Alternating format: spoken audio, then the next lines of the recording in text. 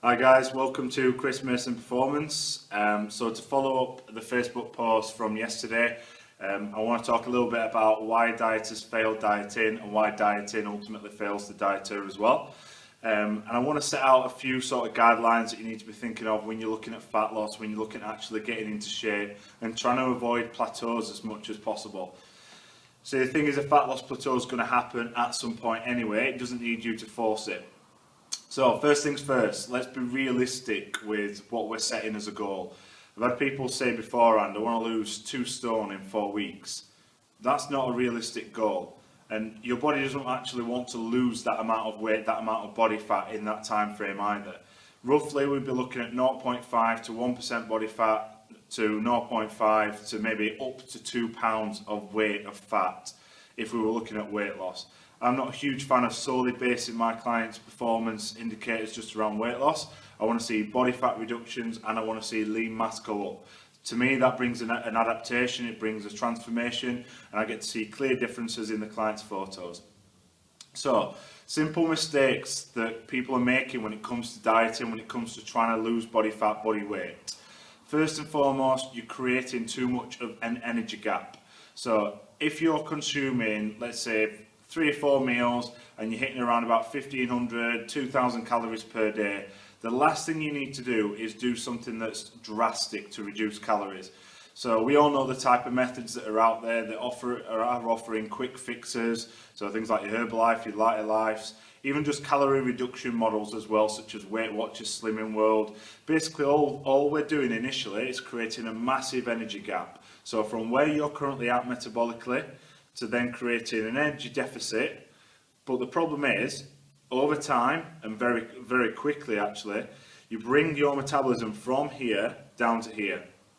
So pretty much, when we create too much of a shock to the system in terms of the amount of food that we're eating, or we could even be over-exercising alongside this as well, we cause something called metabolic adaptation. So basically we take down the metabolism, so we reduce energy expenditure at rest, we reduce energy expenditure during training, and we also reduce the thermic effect to food. So basically from a calorific perspective, we aren't using as many calories, we aren't burning as many calories anymore. Your body wants to hold on to as many calories as possible. So this occurs very simply from creating too much of an energy gap. So straight away, if you're eating a good amount of meals, so 3 to 4 meals, maybe even 5 meals per day, you don't need to reduce to 1-2 meals per day.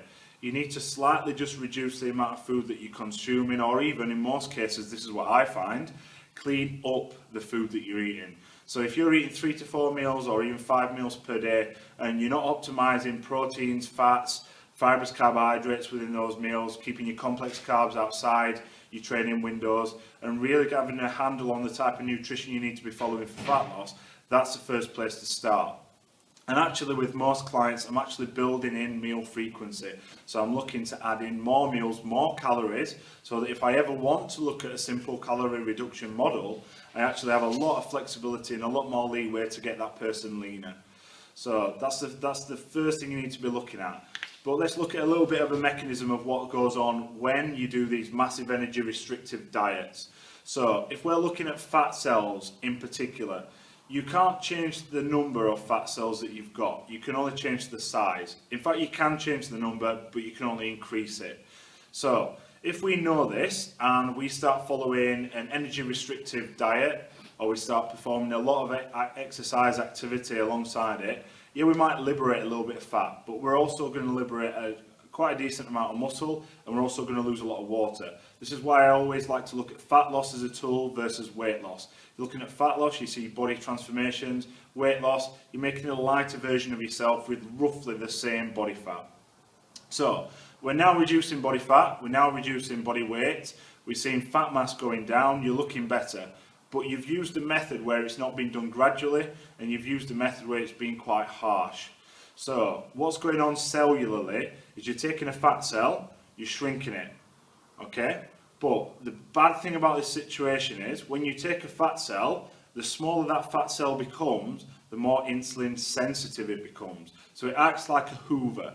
So the minute you start actually consuming more food again, which you will, because remember, if you're following an unsustainable diet of however many calories per day, or it just doesn't fit what you would normally do in life, you are going to go back to your previous habits. And when you do, these fat cells are going to blow up.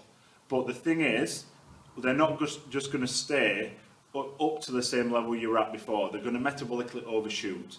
So you're going to fill your fat stores up, but you'll notice that you're still hungry, even though your body fat's roughly returned to the same level. So you will still keep eating more food, you will still be more hypocaloric, and you'll actually increase your body fat far beyond where you were at the start. This is why when you actually look at people that have stopped these energy restrictive diets or these liquid diets and gone back to feeding, so eating real food again, they've always returned body weight or body fat up to a decent level, if not higher.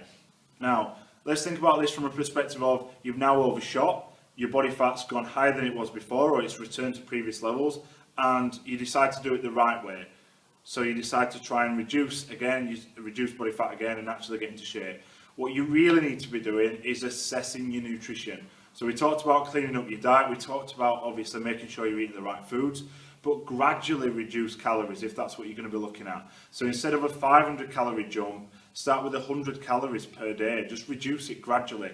Allow your metabolism to actually cope with a reduction or cope with the change in the type of food that you're eating, so that it doesn't kick in these adaptive mechanisms, so that you keep energy expenditure high during rest, energy expenditure high during training, you increase the thermic response to food, you keep your thyroid working functionally, and guess what? We start to lose body fat, we start to lose body weight.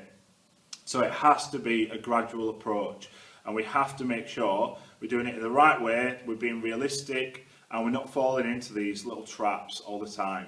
So that's my advice on how you can sort of set up your dieting to actually improve fat loss results and obviously body weight results.